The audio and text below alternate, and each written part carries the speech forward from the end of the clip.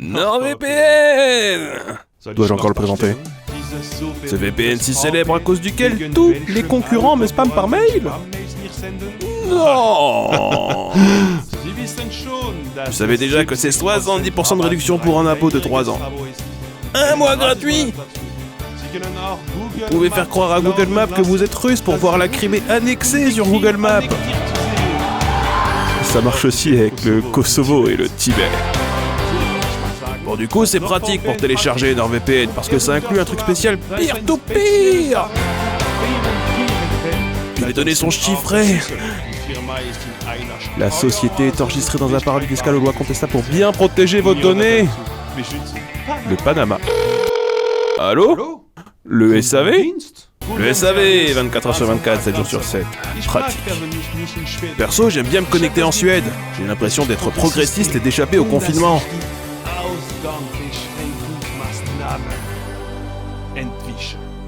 Ma vie est une fiction. Évidemment, les serveurs sont rapides, nombreux et tout est chiffré. Je l'ai déjà dit. Ça fait 2 ans que tu vois cette pub. Tu attends quoi pour cliquer sur ce lien en description? N'ai-je pas vendu ce service comme personne? J'espère devenir scénariste pour placement de produits. J'ai un CV et des chiffres à présenter aux autres youtubeurs pour les convaincre. Je compte sur vous. NordVPN, Beschreibung, Link, anklicken, kaufen. Si vous demandez aux gens de parler des langues qui leur paraissent étranges, ils évoquent alors souvent le hongrois, le finnois, le basque ou même le turc. Il faut dire que ces 4 langues ont le point commun d'être parlées sur le sol européen sans être de la famille des langues indo-européennes. Pour autant, si elles sont intéressantes par bien des aspects, ce ne sont pas de ces langues dont on va parler aujourd'hui. Niveau étrangeté, on peut faire bien mieux. Il y a des découvertes qui marquent nos domaines d'études, de telle sorte qu'il existe un avant et un après. Et dans mon domaine, celui dont on parle sur cette chaîne, la linguistique, les sciences du langage, le pirahan est l'une d'entre elles. Et d'ici quelques minutes, vous comprendrez pourquoi. Cette langue appartient à une famille appelée Moura-Pirahan Matanawi dont elle est désormais la seule représentante. Linguistiquement parlant, le pirahan est alors un isolat, c'est-à-dire qu'il est le seul descendant restant de sa famille originelle, le dernier rameau de son arbre phylogénétique.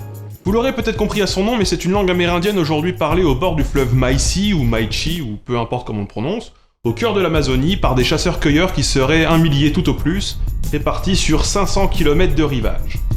C'est chez nous, c'est tranquille, pas de Covid dans le coin. Alors en principe, une langue si peu parlée est considérée comme en danger, d'autant plus qu'on estime que 90% des 6000 langues parlées dans le monde risquent de disparaître d'ici la fin du siècle. D'ailleurs, selon l'UNESCO, le Brésil compte sur son territoire 190 langues menacées d'extinction. Pour autant, le pirahan ne rentre pas dans cette catégorie.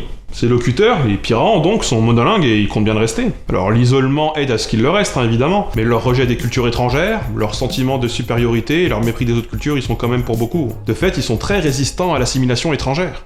À cela, rajoutons que grâce aux vaccins fournis par les autorités brésiliennes, leur population est en pleine extension. Alors qu'il y avait 110 individus dans les années 60, on en compterait désormais entre 700 et 1100. C'est un taux de transformation quand même assez important. C'est beaucoup plus. On déteste les blancs et on adore baiser. En même temps, vous êtes des grosses merdes et nous on est giga stylés, donc nique ton chien. Les particularités linguistiques du pirahan ne nous sont pas connues depuis très longtemps. Elles nous ont été rapportées en Occident par un linguiste appelé Daniel Everett dans les années 2000. Ce curieux personnage, converti au christianisme, s'est marié à 18 ans avec une fille missionnaire. Le couple a suivi un cursus de linguistique auprès du SIL International, du SIL International, un organisme scientifique chrétien qui a notamment comme objectif de former des gens capables de documenter des langues mal connues ou minoritaires et surtout capables de traduire la Bible dans ces langues. À 26 ans, Everett, sa femme et leurs 3 enfants partent alors vivre au Brésil, étudie le portugais 1 an, puis débarque dans un village pirahan avec comme mission de les évangéliser. Ah, le mec était motivé. Un peu trop, peut-être. Dès son arrivée, la famille Everett se met à apprendre cette langue dont on ne sait alors que bien peu de choses. Cependant, après quelques mois, le gouvernement du Brésil d'un côté et le SIL International, le fameux auprès duquel étudiait Everett, rompent leur contact. Alors qu'on soit bien clair, ils ne rompent pas leur contact avec Everett, ils rompent leur contact entre eux. Et la conséquence, c'est que Everett doit s'inscrire à l'université au Brésil, à Campinas, pour poursuivre son cursus. Il étudie alors la grammaire générative, c'est-à-dire les théories de Noam Chomsky. Il y associe son apprentissage du pirahan. Il écrit alors en portugais un mémoire de master sur la phonologie de cette langue en 1980 et une thèse doctorale sur sa syntaxe en 1983. Et justement, parlons-en de la phonologie du pirahan. La phonologie d'une langue, pour rappel, c'est son système sonore. C'est notamment combien de sons distinctifs une langue reconnaît, que l'on appelle alors des phonèmes. Le français en possède lui-même entre 27 et 33 selon les régions ou selon les générations. Et si vous vous demandez pourquoi un chiffre variable, eh bien vous avez sans doute vous-même constaté que dans certaines régions et à partir d'un certain âge, les sons et ne sont plus distingués par exemple. Ils forment un seul et unique phonème. Dans la région d'où je viens, en revanche, ils sont perçus et prononcés différemment. Ils forment donc deux phonèmes distincts. Bref, toujours est-il que la majorité des langues ont entre 25 et 30 phonèmes, et s'il existe des extrêmes comme l'oubik, dont on a déjà parlé dans une autre vidéo, qui en comporte quand même 3 fois plus, et bien le pirahan s'illustre par sa position lui aussi très extrême, puisqu'il en comporte 3 fois moins. Le pirahan a l'un des systèmes phonologiques les plus réduits au monde, à peine 10 phonèmes. Et pour être précis, 3 voyelles et 7 à 8 consonnes. Alors vous ne l'avez pas forcément noté, mais là il y a une particularité intéressante à ce tableau. Parce qu'à première vue, le pirahan ne possède aucune consonne nasale propre, qu'elle soit bilabiale comme le me, ou dentale comme le ne. C'est un fait assez extraordinaire puisqu'il s'agit des consonnes les plus courantes dans les langues. Dans les années 60 ou 70, avec l'émergence des théories universalistes, dont Chomsky, dont on a déjà parlé, était l'un des fers de lance, et d'ailleurs on va en reparler juste après, certains linguistes comme Ferguson ont même supposé que les consonnes nasales étaient universelles et présentes dans toutes les langues du monde. De toute évidence, ce n'est pas le cas, parce que le pirahan n'entre pas dans cette case en fait. Coup dur pour les universalistes. Alors aujourd'hui, on compte au moins 13 langues qui ne comportent aucune consonne nasale, tout étant soit parlé sur le continent américain, soit en Papouasie-Nouvelle-Guinée. Mais la phonologie étrange du pirahan ne s'arrête pas là. Si son inventaire n'est déjà pas très gros, il n'est pas identique selon qu'on soit un homme ou une femme. La consonne se est réservée au premier, par exemple. Les secondes utilisant dans cette position la consonne h. Le son que l'on retrouve en pirahan n'est pas dans la liste non plus, puisqu'il n'est pas un phonème à part entière. Il est considéré comme une variante allophonique de la séquence hi, ou alors comme une variante de la consonne k ou p. En pirahan, le mot hiya peut aussi bien se prononcer k. Alors je comprends que ça puisse choquer, interloquer, que ça puisse rendre sceptique. Mais c'est un peu comme en français. On a le phonème re, mais plusieurs façons de le réaliser en fonction de notre âge, de notre région, et même de la position dans le mot. On recense au moins 6 façons de le prononcer. Dans mon cas, de par mon origine régionale, je prononce ces mots ainsi. Sérieux, pardon, miroir. Pour autant, chacun de ces symboles, là, que vous voyez, ce ne sont pas des phonèmes en tant que tels. Ce sont juste des réalisations particulières d'un même phonème en fonction de sa position. Ce sont des variantes allophoniques. Par ailleurs, on sait que les pirahans utilisent 2 sons extrêmement rares comme variante de leur phonème. La première, qui est une consonne roulée bilabiale voisée affriquée, Bra, à bra. n'est présente ailleurs dans le monde que dans la sous-famille des langues Chapakura appelée Wari-Orowin. Les 2 seules langues de cet ensemble, l'Orowin et le Wari, sont en danger d'extinction imminente puisque la totalité des locuteurs restants pour ces 2 langues est inférieure à 20 personnes. Si elles n'ont aucun lien de parenté avec le pirahan, elles sont parlées dans une région qui n'est pas très éloignée à la frontière bolivienne. Et fun fact, Everett a aussi découvert l'Orowin. Ouais, il nous a trompé ce bâtard. Allez, fricoter là avec les autres cons là.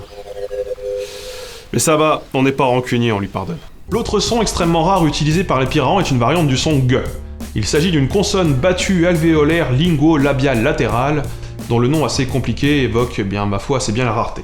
D'ailleurs, j'ai trouvé aucun enregistrement de ce son, mais la langue doit toucher la gencive supérieure puis la lèvre inférieure et être battue. Elle est proche de la consonne battue latérale alvéolaire voisée je sais pas vraiment bien le faire, en tout cas elle est assez rare elle aussi, mais on la trouve en japonais en début de mot, comme variante du son ra. Alors j'ai un exemple que je vais essayer de prononcer. Roku, roku, roku, roku, roku, roku, roku, roku. Bref, c'est probablement un échec, mais j'ai tenté. Alors cette phonologie très atypique fait que les très rares emprunts du pirahan ont une forme qui ne laisse pas du tout transparaître leur origine. Le mot portugais mercadoria, marchandise, a été emprunté sous la forme bicagogia. On fait avec ce qu'on a, hein. Ils ont fait avec ce qu'ils avaient. Quoi qu'il en soit, Everett a certes débarqué pour étudier la langue de cette tribu, mais il a également débarqué pour leur parler de Jésus. Et ce ne fut pas une mince affaire. Lorsque l'on s'imagine une tribu précolombienne, que certains qualifieraient volontiers de primitive, on les imagine polythéistes, animistes, croyant aux esprits de la nature ou à ce genre de choses. Mais si vous saviez, hein. Faut sortir un peu de chez vous quand même. Mais il se trouve que les pirahans n'ont pas de système de croyance, pas de dieu, et d'ailleurs même pas de mots pour exprimer ce concept. Hein. Et les seules entités auxquelles ils peuvent faire référence sont considérées comme étant fictionnelles de toute façon. Dans ces conditions, difficile de leur parler d'un mec né il y a 2000 ans en Judée. C'est un beau défi. Lorsqu'Everett commence à traduire la Bible et à en lire des passages aux pirahans, ces derniers partent du principe qu'il s'agit du vécu d'Everett, d'un témoignage personnel qu'il souhaite leur livrer.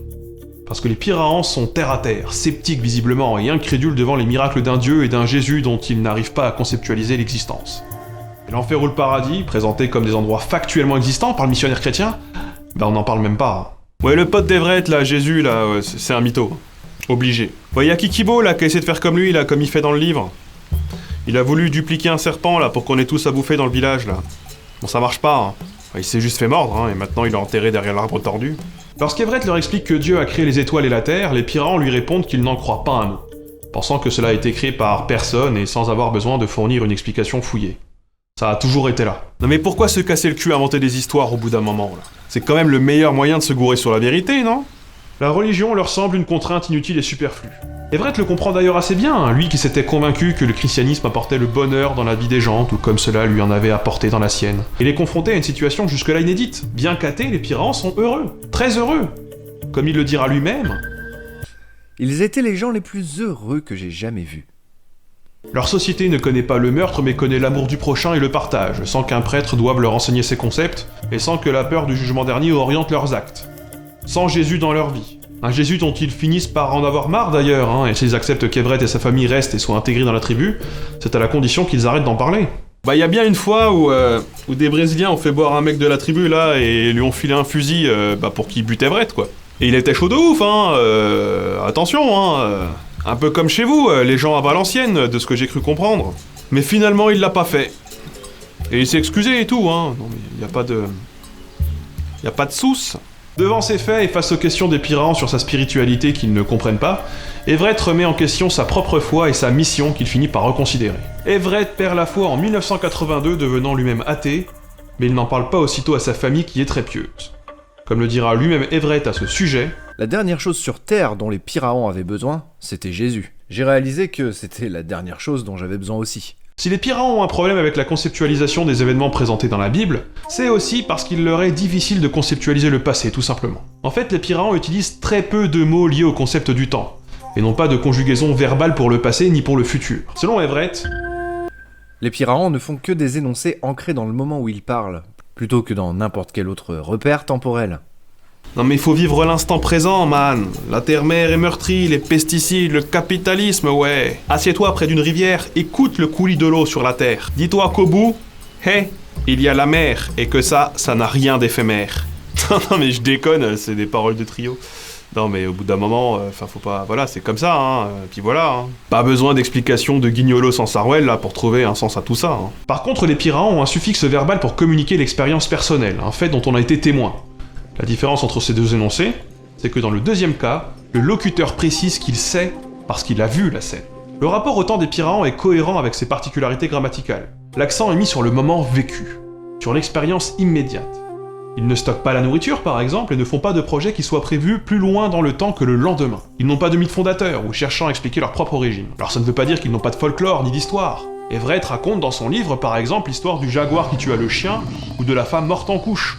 Et ces histoires sont ancrées dans le réel, dans les témoignages de ceux qui les ont vécus, et ils disparaîtront une fois que les derniers témoins mourront. Selon lui, les Piraons ne connaissent pas la fiction.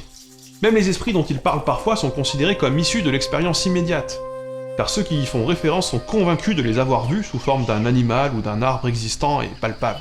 Par ailleurs, l'expérience du rêve, appelée Kaipipai, je suis terrible à prononcer le Piraon, je préviens, eh bien c'est considéré comme une expérience réelle, factuelle, parce qu'on en est témoin de ses propres yeux lorsque l'on dort. J'ai vu Godzilla et j'ai couché avec Mila Kunis. Je m'en souviens bien, j'étais allongé, j'avais les yeux fermés, mais du coup, c'est vraiment arrivé, quoi. Vaut mieux ça que l'inverse, Everett rattache à ce besoin d'immédiateté et de témoignage vécu une autre particularité intéressante qui touche là au lexique. Les Piraons n'ont pas de mot pour arrière-grands-parents et sont incapables de le former.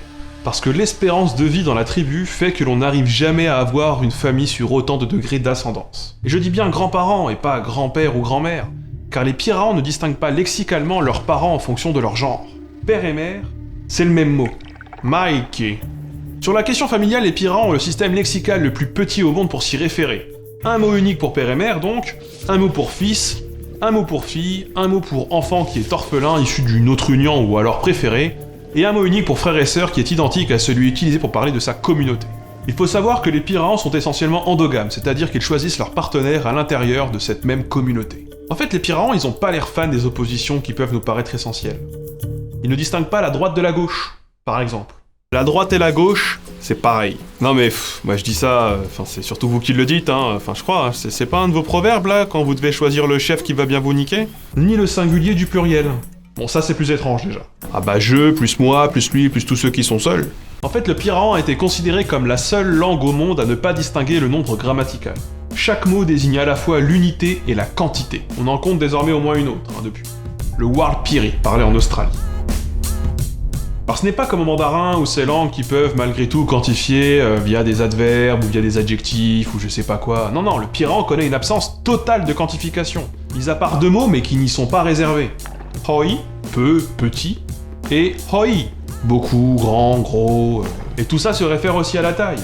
En pirahan, la phrase suivante signifie aussi bien « je veux un plus gros poisson », je veux quelques poissons ou je veux plein de petits poissons. Lorsque c'est vraiment nécessaire, ils utilisent un repère corporel pour désigner la quantité. C'est beaucoup! L'écart entre le sol et la paume de la main sert de repère. D'ailleurs, de manière assez surprenante, on ne pointe pas du doigt chez les pirahans. On pointe avec le bras tendu. Oh putain, un oiseau! T'as vu l'oiseau? T'as vu? Ils n'ont donc pas de mots pour tout, chaque, quelques-uns, beaucoup, nombreux. De toute façon, ils n'ont pas de nombre. Ils n'ont pas de système numéraire. Ils ignorent même le concept de compter. Les pirahans sont alors incapables de compter jusqu'à 10, même si on tente de leur apprendre en portugais, et même si on leur montre avec des bâtons. Alors cette particularité linguistique rarissime est compatible avec leur culture, c'en est peut-être même la démonstration.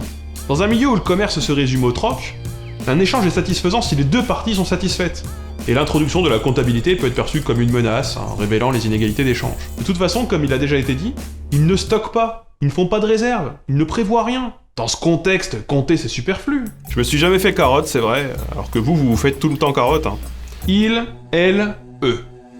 Bah c'est le même pronom personnel. Bah oui, on distingue pas le nombre. À cause de cette absence de pronom pluriel, le système pronominal du pirahan est souvent désigné comme l'un des plus simplistes au monde. Fait étonnant pour être souligné, il aurait en plus été intégralement emprunté à une autre famille de langues, alors que les pronoms personnels sont la catégorie grammaticale que l'on a tendance à le moins emprunter, et qui est la moins sensible à l'évolution. De toute façon, je pense que vous avez intégré maintenant qu'ils font à peu près tout comme les autres ne font pas. Et encore, c'est que le début, là. La question de l'absence du nombre a été reliée à une autre. Le pirahan ignore la récursion, c'est-à-dire l'enchâssement d'énoncés dans d'autres. Impossible de former une subordonnée donc, parce que dans la phrase suivante, l'homme qui pense que sa femme a dit qu'elle venait, les éléments soulignés sont des variables reprenant la phrase principale dans laquelle la subordonnée est enchâssée. L'homme a une femme. Il pense. La femme dit. Je viens.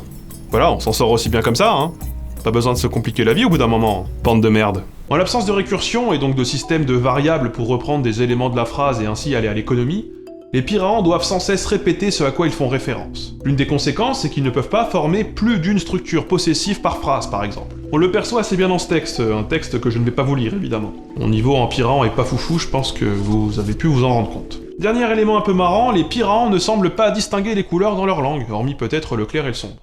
Alors si l'absence totale de couleurs est contestée, le minimalisme de ce système est assez peu étonnant finalement.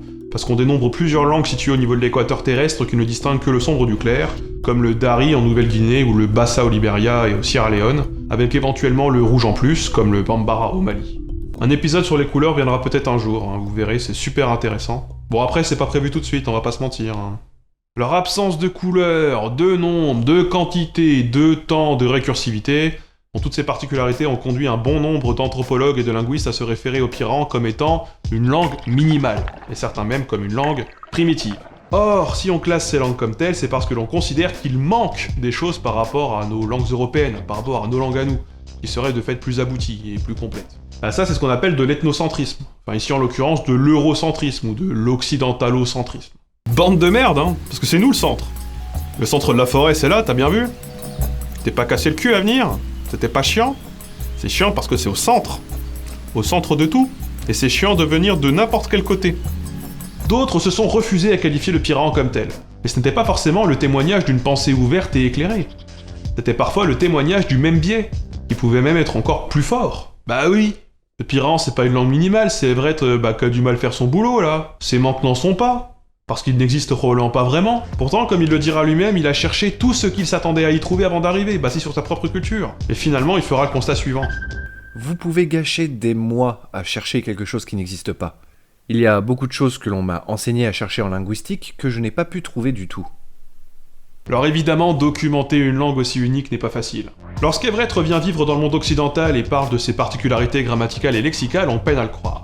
En 2005, il publie un papier sur la langue pirahan qui vient contredire plusieurs thèses de Noam Chomsky, l'un des maîtres aux États-Unis en linguistique et surtout l'un des anciens maîtres à penser d'Everett lui-même. Selon Chomsky, la récursion est à la base du langage.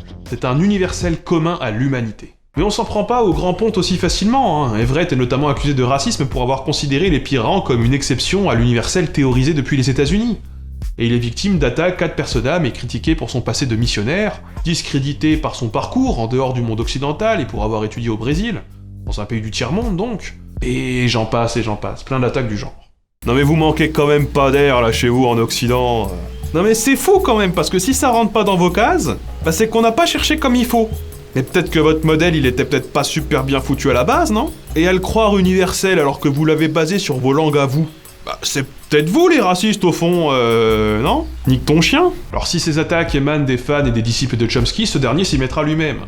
Everett aime cependant rappeler qu'avant la publication de son papier en 2005, qui paraît pourtant bien anodin, Chomsky lui avait écrit des lettres recommandations pour que l'ancien missionnaire puisse enseigner à l'université de Pittsburgh, et qu'il y devienne même professeur titulaire de linguistique. On reviendra dans une très prochaine vidéo sur Chomsky et sur ses théories, et sur leurs critiques qui sont très nombreuses et qui s'accumulent, et sur les contre-exemples qui dépassent le seul cas du pirahan. Activez la cloche pour ne pas la manquer évidemment, et puis n'hésitez pas aussi à vous abonner, à me suivre sur Instagram et Twitter. Bref, sinon vous passeriez à côté de quelques surprises, mais en tout cas, à se focaliser sur ce qu'il manque, des manques qui selon nos standards nous empêcheraient de décrire le monde tel qu'il l'est réellement, selon nous, et selon notre culture, on en vient à oublier ce que le pirahan a de plus et qui est utile à eux et à leur culture. Mais au bout d'un moment, qu'est-ce qu'on en a à foutre de dire avion, cheval ou iPad là dans notre langue à nous là? Ça ne sert à rien tout ça. On s'en branle, hein. On s'en fout. Parce que le pirahan, contrairement à nos langues européennes, pourtant si fournies, a un lexique extrêmement plus riche pour décrire la faune et la flore du fleuve Maïsi. Et c'est bien normal, ils y vivent. Contrairement à nous, qui n'y vivons pas, du coup. Et une langue, c'est jamais qu'un outil qui vise à décrire son environnement. Alors peut-être n'ont-ils pas vraiment de couleurs, même s'ils peuvent utiliser des constructions pour désigner le rouge, le bleu vert jaune, le blanc, le noir, mais c'est dispensable lorsque l'on peut décrire le monde autrement. D'ailleurs, c'est certainement ce même environnement qui a conduit les pirahans à distinguer, à la troisième personne, des pronoms qui sont bien plus nombreux que dans nos langues européennes. Là où on se cantonne à un pronom masculin ou féminin en français, éventuellement un neutre supplémentaire dans nos langues voisines qui sont germaniques, le pirahan réserve aussi un pronom aux choses animées non humaines aquatiques, et aux choses non humaines non aquatiques, et aux choses inanimées. Bah ouais, après tout, un pronom pour les êtres vivants aquatiques, c'est un mot compliqué pour dire les poissons, hein, c'est tout à fait cohérent avec leur culture, qui est dépendante d'un fleuve. Le manque de récursivité qui nous paraît incroyable induit une répétition soutenue d'un certain nombre de mots dans un énoncé qui nous paraîtrait, à nous, assez lourd et assez chiant, on va pas se mentir. En français d'ailleurs, on évite les répétitions en cherchant des synonymes, parfois artificiellement. Mais chez les pirahans, la répétition est efficace et considérée comme stylée, parce que la perception même de la répétition, c'est quelque chose qui dépend de notre culture. Par ailleurs, le pirahan exploite pleinement notre appareil phonatoire et les différentes façons de parler que peuvent produire nos organes.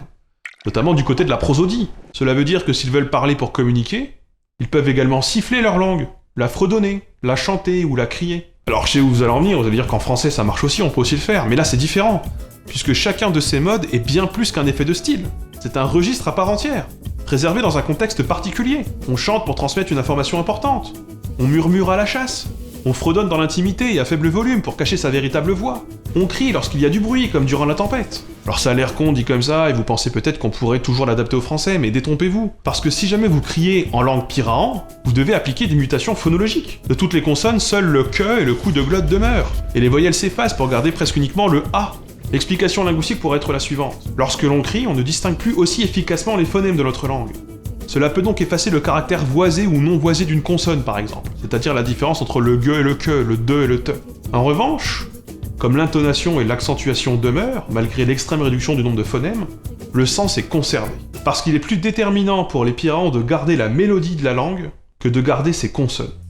Alors cet usage à nous il nous paraît pas essentiel, alors qu'il l'est chez les pirahans. Mais finalement de ce côté-là, ils exploitent bien plus les capacités que nous fournissent le langage qu'on ne le ferait jamais dans n'importe quelle langue en Europe. Et cette particularité linguistique n'a que très peu été étudiée. Certainement là aussi par ethnocentrisme, ce qui n'est pas central dans nos langues n'est pas autant digne d'intérêt, et même lorsque l'on cherche à formuler des hypothèses universalistes qui touchent au langage commun à toute l'humanité. Non mais moi je le dis depuis le début de cette interview, c'est vous les mères de primitives. C'est nous qu'on a raison, Faut dire que très tôt, les sciences du langage y sont allées de leurs idées reçues sur les langues parlées par des populations isolées et vivant au milieu de la forêt.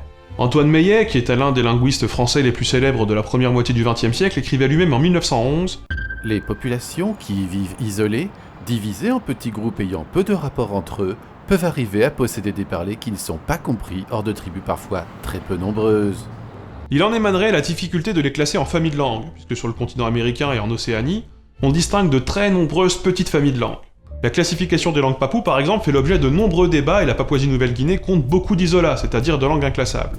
Je l'avais évoqué dans ma vidéo sur l'origine des langues, mais la famille des langues amérindiennes n'est pas une famille au sens phylogénétique du terme. Il ne s'agit pas d'un regroupement par ascendance commune, mais d'un regroupement géographique. Elle regroupe 32 sous-familles et 27 isolats en Amérique du Nord, 12 sous-familles et 16 isolats en Amérique centrale, 14 sous-familles et 97 isolats en Amérique du Sud.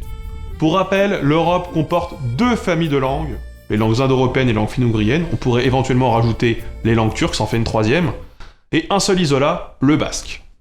Ah bah encore un truc sur lequel on est les meilleurs, évidemment. À l'origine, certains linguistes défendaient d'ailleurs l'idée que la complexité d'une langue croît avec son isolement. Cela repose notamment sur l'idée que la langue y est d'autant plus associée à l'identité et d'autant plus perçue comme la seule richesse de ces tribus, qui emprunteraient par exemple beaucoup moins que d'autres. Everett lui-même a pu d'ailleurs dire des choses qui vont dans ce sens. Mais le postulat de base a été infirmé par toute une série de contre-exemples. Si on prend la seule Nouvelle-Guinée, où l'on trouve l'une des plus grandes concentrations de diversité linguistique et de langues au monde, et de langues isolées qui plus est, on trouve tout type de complexité sur plein d'aspects. Cependant, la corrélation entre l'isolement et la divergence linguistique reste établie. Isolés deux groupes homogènes linguistiquement, ils finiront par chacun montrer des signes de séparation linguistique. Les frontières politiques ou naturelles ont cet impact d'ailleurs, mais j'en reparlerai dans une prochaine vidéo. Bref, moins on communique et plus on diverge, plus on communique et plus on converge. D'ailleurs, concernant ce second point, on peut constater que des langues de sous-familles ou même de familles différentes finissent dans une même région par partager des particularités grammaticales. C'est ce qu'on appelle un Sprachbund, ou une union linguistique. En Europe, on en trouve une dans les Balkans. Le roumain, le bulgare, le macédonien, l'albanais, le grec et le turc partagent une série de particularismes comme la disparition de l'infinitif pour les verbes, ou la fusion du datif et du génitif pour les déclinaisons des noms, et c'est sans parler du lexique assez important en commun, évidemment. En tout cas, le travail sur ces langues méconnues et isolées est très important et leur sauvegarde l'est tout autant. Si leur existence a un intérêt culturel, cela a aussi un intérêt scientifique.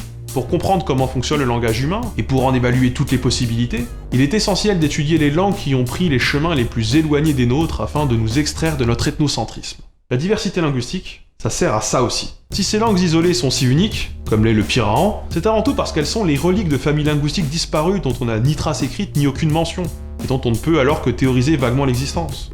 La colonisation des Amériques a conduit à la disparition de centaines d'idiomes qui auraient sûrement pu nous permettre de comprendre le lien que certaines communautés, aujourd'hui isolées, ont pu avoir. Ça aurait pu nous permettre de comprendre l'évolution de leur langue. Chaque disparition conduit à la perte d'un patrimoine immatériel sur lequel on ne remettra jamais la main, et qui lui-même était peut-être éclairant sur la manière que notre cerveau peut avoir de conceptualiser le monde, le temps, l'espace, la quantité, les rapports sociaux. Et pour finir sur Everett, il parlera enfin de son athéisme à sa famille en 2002, au fait, j'ai oublié de vous le dire. Un coming out qui interviendra 20 ans après sa révélation, et qui lui coûtera assez cher sur le plan personnel, on va pas se mentir. Un divorce, déjà, et une grosse distance avec ses gamins qui ont été élevés dans la foi du Christ. Bon, il paraît que ça va mieux depuis, et tant mieux. Et d'ailleurs, en 2007, Keren Everett, son ex-femme, est retournée seule chez les Pirahans pour tenter de poursuivre leur évangélisation, ce qui n'a a priori pas marché de ouf. JPP du Christ. JPP, mais JPP 2000.